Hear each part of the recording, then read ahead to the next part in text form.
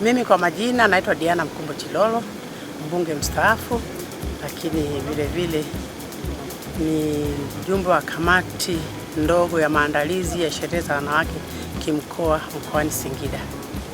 Nimefurahi sana kuwa kwenye kamati hii.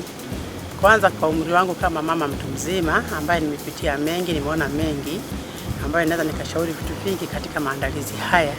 Nina hakika sherehe hii itakuwa ni nzuri sana. Kwa sababu kwanza ni siku pekee ya wanawake ambayo tunakumbushana mambo mbalimbali ya maendeleo, na si ya maendeleo tu. Ni kipindi pia ni wakati mwafaka wa kutiana moyo katika kugombea nafasi mbalimbali za uongozi. Shime kina mama, jitokezeni kwa wingi. Msiniangushe jamani. Mimi ni mama yenu, mnanijua kiherehere changu. Msipoonekana mtakuwa mmeniangusha kwa kiwango kikubwa sana. Njoeni mjitokeze.